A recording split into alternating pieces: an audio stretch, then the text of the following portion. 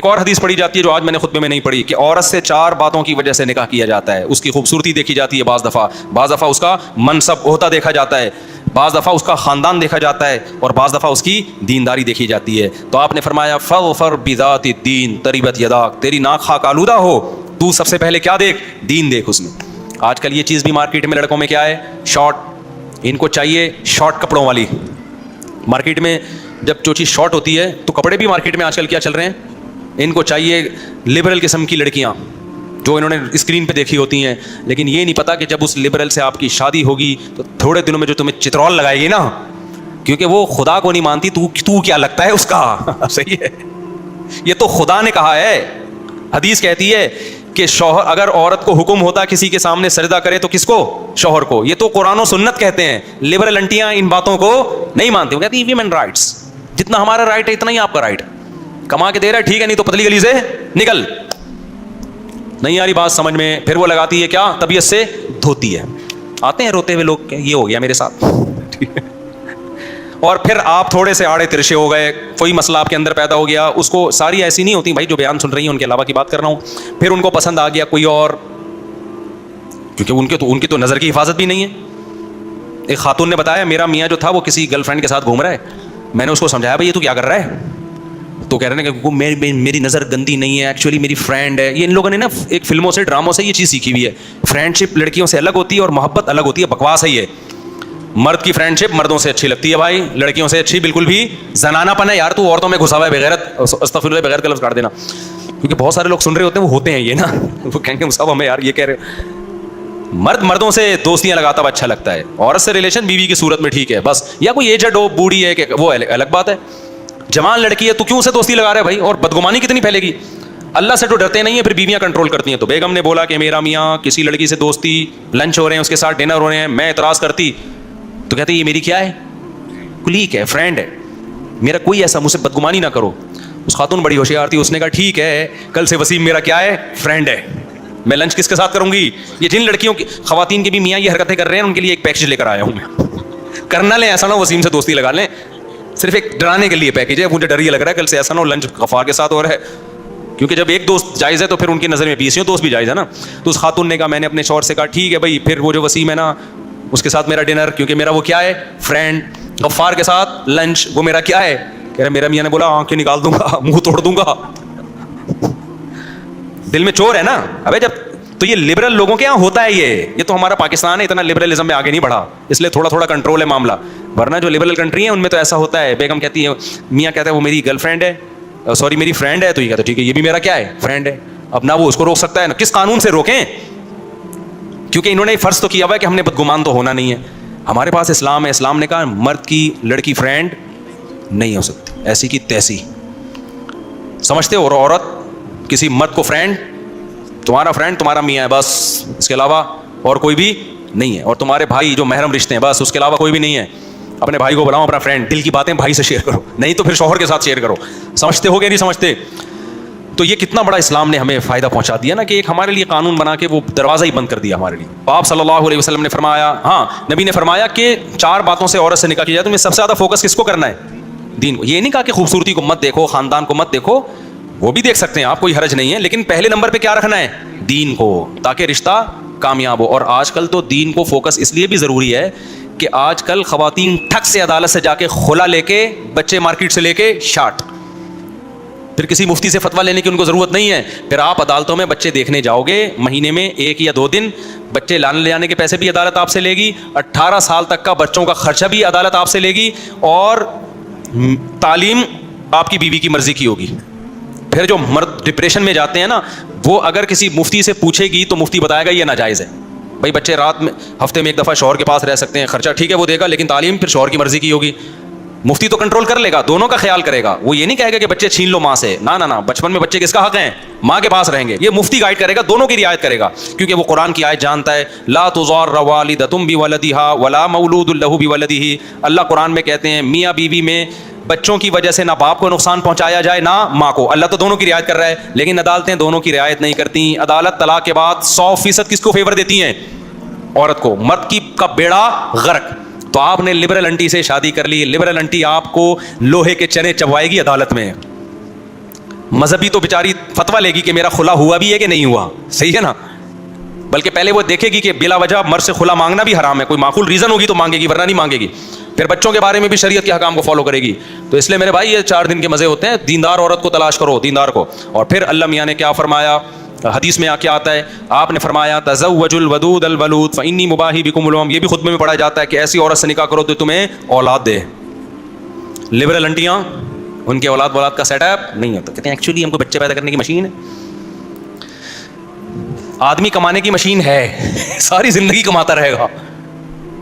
بچے پیدا کرنے کی مشین نہیں ہے عورت, لیکن بچے پیدا کرنا اس کی ذمہ داری ہے, جو صرف اسلام نے نہیں بلکہ نیچر نے لگائی ہے. یہ نیچر نے اس کی ذمہ داری لگائی ہے, اب نیچر سے کیسے بغاوت کرو گی. اور ہم تھوڑی کہہ رہے ہیں کہ پیدا کرتی رہے, وہ اس میں وقفہ بھی کیا جا سکتا ہے. ایک وقفہ ہوتا ہے کہ بھائی 2-3 بچے ہو گئے تو صحت کے لیے یا نہیں پالے جا رہے, ایک وقفہ اس لیے ہوتا ہے. ایک ہوتا ہے بچے چاہیے ہی ہمیں 2-3, یہ غلط وقفہ ہے. نہیں ہے بات میرا خیال ہے. آج کل جو وقفے ہو رہے ہیں 2 ہو گئے اب ہمیں نہیں چاہیے, 3 ہو گئے اب ہمیں نہیں چاہیے, یہ والا وقفہ اسلام نہیں مانتا. ایک ہوتا ہے 2-3 ہو گئے تھوڑا ریسٹ کر لے, وہ ایک الگ ٹائپ کا وقفہ ہے. اور اس کی بھی ضرورت غریبوں کو ہے, مالداروں کو تھوڑی ہے. مالداروں کے پاس تو بچے پالنے کے لیے ماسیاں ہوتی ہیں, دائیاں ہوتی ہیں. میں تو مالداروں سے کہتا ہوں نسل مت روکو. تمہاری بیگم اگر ناز نخرے والی ہے کوئی بات نہیں, بچے کو چائلڈ ہوم کہتے ہیں اس کو, چائلڈ کیئر, اس میں رکھ لو یار. عرب میں ایسا ہوتا تھا, بھائی مالدار عورتیں ہم نہیں ٹینشن لینا چاہ رہی تو پیدا کر لیں, دائی رکھ لیں. قرآن نے کہا ہے نا کہ دائی سے بھی دودھ پلوا سکتے ہو, اس کو پیسے دے دو, بچہ وہ پال لے گی, تھوڑا بڑا ہو جائے گا لا کے دے دے گی تمہیں. عرب ایسا کرتے تھے. تو جو دولت والی خواتین ہیں وہ یہ کام کر لیں, نسل مت روکیں, نسل سے آپ کا بیڑا غرق ہو جائے گا. آج میں نے سوچا کہ نکاح کا خطبہ پڑھا ہے نا, تو اسی خطبے کو تھوڑا ایکسپلین کر دیتا ہوں. بہت سے لوگوں نے نکاح مجھ سے پڑھوائے ہیں نا, تو میں خطبہ پڑھتا ہوں. تو لوگوں نے کئی بار مطالبہ کیا یہ خطبے میں کیا پڑھا جاتا ہے. دیکھو ہر مذہب میں جب نکاح ہوتا ہے تو مذہبی کچھ رسومات ہوتی ہیں نا. عیسائیوں میں بھی کچھ پڑھ رہے ہوتے ہیں, ہندو بھی کچھ پڑھ رہے ہوتے ہیں, ان کے جو آگ کے گر جو چکر لگاتے ہیں وہ پنڈت جی کچھ پڑھ رہے ہوتے ہیں نا. تو مسلمان بھی کچھ پڑھ رہے ہوتے ہیں. کیا خیال ہے, آپ نے علماء کو دیکھا ہوگا جب نکاح پڑھاتے ہیں تو یہ خطبہ پڑھتے ہیں جو میں نے ابھی پڑھا. تو کیا فرق ہے بھائی اسلام میں اور دوسرے مذاہب میں؟ بڑا فرق تو یہ ہے کہ اسلام نے جو خطبہ بتایا ہے جو سنت سے ثابت ہے, ایک تو وہ سمجھ میں آتا ہے ہر ایک کی, جس کو بھی عربی آتی ہے, نہیں آتی تو وہ عربی میں ترجمہ کروا سکتا ہے. بہت سے مذاہب میں ایسا کچھ پڑھا جاتا ہے کہ وہ وہی سمجھ رہے ہوتے ہیں کہ کیا پڑھ رہے ہیں. اب کچھ پتہ نہیں وہ کیا بول رہے ہوں, کو پتہ نہیں جو نکاح پڑھا رہے ہوں کے بٹھے تھے ایسے کی تیزی, تو دیکھ تیرے ساتھ ہونے والا کیا ہے. ہو سکتا ہے, میں نہیں کہہ رہا ایسا ہوگا, لیکن اگر ہو رہا ہو تو ہمیں کیا پتہ چلے گا بھائی. یار جب نکاح ہوتا ہے کچھ سمجھ میں آتا ہے. دوسرے مذہبوں کی بات کر رہا ہوں, کچھ بھی لگا لو, گالیاں والیاں بھی ہو سکتی ہیں, ہو سکتا ہے بڑی اچھی اچھی نصیحتیں کر رہے ہوں, لیکن اسلام میں یہ گڑبڑ آپ کر نہیں سکتے, کیونکہ عربی زبان اس وقت بھی 20 ملکوں کی آفیشلی زبان ہے. دوسری زبانوں میں ہم جب دیکھتے ہیں وہ پتہ نہیں کیا کہہ رہے ہوتے ہیں, دولہا دلہن کو کیا سمجھا رہے ہوتے ہیں, کچھ بھی چل رہا ہوتا ہے نا. اسلام نے ہر چیز میں ہمیں ایک آلٹرنیٹ دیا. اسلام نے نکاح کا ایک طریقہ بتایا, اور ایسا خاندانی طریقہ اسلام نے رکھا ہے کہ اس سے بہتر کوئی طریقہ ہو نہیں سکتا. سادہ بنایا, خطبہ رکھا, الحمدللہ نحمدہ, تمام تعریفیں اس اللہ کے لیے ہیں, ہم اس کی تعریف کرتے ہیں, اس کی حمد و ثنا بیان کرتے ہیں. ونستعینہ, تمام معاملات میں مدد کس سے طلب کرتے ہیں, اس اللہ سے. دولہا دلہن کو خاندانی بنایا جا رہا ہے کہ نہیں بنایا جا رہا ہے بھائی. توحید شرک سے پہلے ان کو توبہ کرائی جا رہی ہے. ونستغفرہ, اے اللہ جو کچھ ہم سے کوتاہیاں ہو چکی ہیں ہم تجھ سے معافی مانگتے ہیں.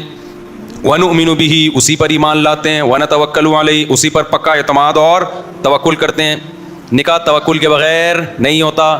جو نکاح میں کالو کا لیٹر لے کے بیٹھے گا, یعنی کیلکولیٹر, اتنی تنخواہ تھی, اتنے بچے, اور بیگم بھی آئے گی تو اتنا خرچہ, تو پلس مائنس کرے گا, وہ کبھی بھی نکاح بولو نہیں کرے. انگریز لے کے بیٹھا رہتا ہے, ابھی اتنی سیلری, پھر بیگم, پھر یہ پراٹھے تو ان کے ہوتے نہیں, پھر بھی ڈر رہے ہوتے ہیں وہ. کیا خیال ہے, ہم لوگ کیا تو پراٹھوں کا خرچہ 2 کے بجائے کیا ہو جائے گا, 4 ہو جائے گا. ان کے تو خوراکیں بھی ایسے ہوتے ہیں, توست کھا لیا, یہ کھا لیا. تو اس کے باوجود ہم کس پہ توکل کرتے ہیں, اللہ پہ. بھائی جو بیگم دے رہا ہے, جس کے حکم پہ نکاح کر رہے ہیں, کھلانا کس کی ذمہ داری ہے, اس کی ذمہ داری. ونعوذ باللہ من شرور انفسنا, اے اللہ اپنی جان کے شر سے ہم تیری پناہ مانگتے ہیں. یعنی ہمیں دشمن سے جتنا خطرہ ہے نا, اس سے زیادہ خطرہ اپنے آپ سے. کوئی ایسا الٹا کام نہ کریں جس سے ہمیں نقصان ہو جائے. ونعوذ باللہ من شرور انفسنا ومن سیئات اعمالنا, اپنے برے اعمال کے شر سے ہم تیری پناہ مانگتے ہیں. ونعوذ باللہ من شرور انفسنا ومن سیئات اعمالنا من یہدہ اللہ فلا مضل لہ ومن یضلل فلا ہادی لہ. آگے چونکہ خطبے میں نصیحت بھی ہے نا, اس نصیحت میں اللہ سے دعا مانگی جا رہی ہے, اے اللہ جسے تو سیدھا راستہ دکھائے اسے کوئی گمراہ نہیں کر سکتا, اور جسے تو گمراہ کر دے اسے کوئی سیدھے راستے پہ نہیں ڈال سکتا. لہذا خطبے میں آگے جو نصیحت ہوگی تو ہمیں سیدھے راستے پہ چلا دے, اس نصیحت پر عمل کرنے کی توفیق دے دے. سمجھتے ہو کہ نہیں سمجھتے ہو؟ جلدی سے خطبہ کمپلیٹ کر لیتا ہوں میں نا, پھر آگے بھی بیان بھی ہے نا. تو من یہدہ اللہ فلا مضل لہ ومن یضلل فلا ہادی لہ ونشہد ان لا الہ الا اللہ وحدہ لا شریک لہ, اور میں گواہی دیتا ہوں کہ اس اللہ کے سوا کوئی عبادت کے لائق نہیں ہے, اپنے مسلم ہونے کا اظہار. ونشہد ان محمدا عبدہ ورسولہ, اور گواہی دیتا ہوں کہ محمد اللہ کے بندے اور اس کے رسول ہیں. کلمے میں جہاں بھی آیا ہے بندے کا لفظ پہلے, رسول کا لفظ بعد میں. کیوں؟ اللہ کو یہ بات معلوم تھی کہ رسول ہونے کی وجہ سے لوگ اتنا پروٹوکول نہ دیں کہ بندگی سے نکال دیں, جیسے کہ یہود و نصارہ نے کیا. گمراہی عقیدت میں پھیلتی ہے, جہاں عقیدت نہیں ہے وہاں گمراہی کا آپشن نہیں ہے. دیکھو میاں بیوی کو ایک دوسرے سے محبت ہوتی ہے, عقیدت بالکل بھی نہیں ہوتی. لہذا میاں بیوی ایک دوسرے کو گمراہ نہیں کر پاتے ہیں کہ عقیدہ خراب کر دیا. ایسے بھی نکاح ہوئے ہیں, مرد مسلمان ہے عورت عیسائی ہے, لیکن ایسا نہیں ہوا کہ اس کی وجہ سے مرد عیسائی ہو گیا. یہ بھی ہو سکتا ہے آپ کا باس غیر مسلم ہو, لیکن ایسا نہیں ہو سکتا اس کی وجہ سے آپ غیر مسلم ہو جائیں. گڑبڑ کہاں آتی ہے؟ جہاں آپ کو عقیدت ہو. عقیدت اس محبت کو کہتے ہیں جو کسی کی بزرگی کی وجہ سے ہو رہی ہو. یہاں لوگوں کی اصلاح بھی ہوتی ہے اور لوگ اس عقیدت میں گمراہ بھی ہوتے ہیں, کیونکہ جب آپ کو کسی سے عقیدت ہو گئی نا تو آپ کے دماغ میں کھوپڑی میں یہ بات آ جاتی ہے کہ اب یہ جو کہے گا صحیح کہے گا. تو اب ہم خطبے کو جلدی سے کمپلیٹ کر لیں. ونعوذ باللہ من شرور انفسنا ومن سیئات اعمالنا من یهد اللہ فلا مضل له ومن یضلل فلا هادی له ونشهد ان لا اله الا الله وحده لا شریک له ونشهد ان محمدا عبده ورسولہ. یہاں سے بات شروع ہوئی تھی. تو اللہ کو معلوم تھا کہ پیغمبر سے صرف محبت نہیں ہوتی بلکہ عقیدت بھی ہوتی ہے, اور یہ ضروری بھی ہے. لیکن جہاں گمراہی پھیلی ہے وہ عقیدت سے پھیلی ہے. صرف محبت کا ہوتا ہے دخل, اتنا زیادہ نہیں ہوتا, عقیدت کا دخل زیادہ ہوتا ہے. اس لیے اللہ نے اس عقیدت کو کنٹرول کرنے کے لیے کلمے میں ہمیں حکم دیا کہ عبد کا لفظ پہلے لگاؤ, رسول کا لفظ بعد میں. رسول سے عقیدت پیدا ہوگی, عبد کے لفظ سے پہلے ہی اس عقیدت کی SOPs پر عمل ہو جائے گا. نہیں یہی بات سمجھ میں؟ یعنی آپ جا رہے ہیں ایسے علاقے میں جہاں وبا ہے, تو آپ اس وبائی بیماری سے بچیں, اس میں ٹیکہ پہلے لگائیں گے آپ. تو اللہ میاں نے عبدیت کا انجیکشن ہمیں پہلے لگا دیا تاکہ رسالت پر جو ایمان لے کر آؤ گے اس کے کچھ سائیڈ ایفیکٹ بھی ہیں. وہ کیا ہے کہ عیسائیوں نے حضرت عیسیٰ کو رسول میں اتنا غلو کیا کہ اللہ کا بیٹا کہہ دیا, اور آج کے مشرک نے محمد صلی اللہ علیہ وسلم کو رسول کہہ کے حاضر ناظر کہہ دیا, مختار کل کہہ دیا, مشکل کشا کہہ دیا, یعنی اللہ کے تقریباً برابر ہی کر دیا. تو اس لیے اللہ میاں نے پہلے ہی ہمیں ویکسین لگا دی. کس کی؟ عبد کے, کہ عبد کا اقرار, بندے ہیں بہرحال کچھ بھی ہو, ہیں اللہ کے بندے. بندہ عبد غلام کو کہتے ہیں. آرڈر کس کا چلے گا؟ سب پہ, اللہ کا. یا ایھا الناس انتم الفقراء الی اللہ, اے لوگو تم سب کے سب اللہ کے در کے فقیر ہو, محتاج ہو, پیغمبر بھی فرشتے بھی. تو عبدہ و رسولہ. تو کتنی اچھی بات دولت دلہن کو سکھائی جا رہی ہے خطبے میں. یار انسان کے بچے پہلے دن ہی بن جانا چاہیے تھا ان کو, کیا خیال ہے؟ لیکن ان کم بختوں کی سمجھ میں نہیں آ رہا ہوتا کہ یہ خطبے میں پڑھا کیا جا رہا ہے. تو آئندہ میں سوچ رہا ہوں جو بھی نکاح جس کا بھی پڑھاؤں نا اس کو پہلے بولوں کہ یہ میرا خطبہ جو میں نے بیان کیا نا یہ پورا والا بیان سن کے آؤ, تاکہ تمہیں پتہ چلے خطبے میں تمہیں کیا بتایا جا رہا ہے. آگے چلتے ہیں جلدی, بڑا دلچسپ خطبہ ہے یہ. ونشهد ان محمدا عبدہ ورسولہ. آگے کیا ہے؟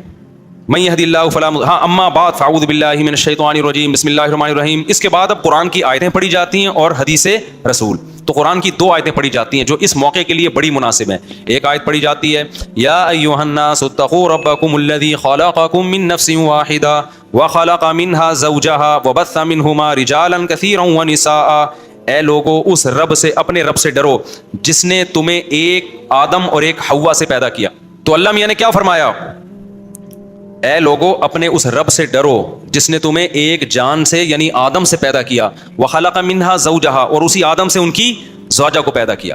تو اللہ نے بتا دیا یہ جو آج پہلی یہ جو شادی ہو رہی ہے نا, سب سے پہلے شادی کس کی ہوئی تھی؟ آدم اور حوا کی. وبث منہما رجالا کثیرا ونساء, اور اسی نکاح کے نتیجے میں ساری دنیا کو مردوں اور عورتوں سے بھر دیا, اس نے ایسے پھیلا دیا. چائنا کیا, آسٹریلیا کیا ہو گئے. چلو ہم آگے چلتے ہیں میرے بھائی. تو اللہ میاں نے کیا کہا, اے لوگو ہم نے تمہیں ایک آدم اور ایک حوا سے بنایا اور انسانوں کو بھر دیا. تو یہ کس کے نتیجے میں ہوا بھائی؟ نکاح کے نتیجے میں. واتقوا اللہ الذی تساءلون به الارحام, لہذا اللہ کہتے ہیں اس اللہ سے ڈرو اور رشتہ داری کا خیال کرو جس رشتہ داری کا تم ایک دوسرے کو واسطہ دیتے ہو, کیونکہ رشتے وجود میں کس سے آتے ہیں؟ نکاح سے. تو یہ کوئی ہلکا عمل نہیں ہو رہا, یہ وہ عمل ہو رہا ہے جو انسانیوں کو آپس میں جوڑنے کا کام کرتا ہے. پہلی بات تو یہ بتائی کہ اس میں بہت کچھ ہے کہنے کو, لیکن میں جلدی کمپلیٹ کر رہا ہوں. دوسری آیت جو پڑھی جاتی ہے وہ اس سے بھی زیادہ اہم ہے. یا ایھا الذین آمنوا اتقوا اللہ وقولوا قولا سدیدا, اے ایمان والو اللہ سے ڈرو اور صحیح صحیح بات کیا کرو. دولہا دلہن کو سمجھایا جا رہا ہے اللہ سے ڈرو اور کیا کیا کرو؟ بات ٹیڑھی میڑھی. کیونکہ جیسے ہی شادی ہوتی ہے ٹوپیاں کرانے کا بازار لگ جاتا ہے.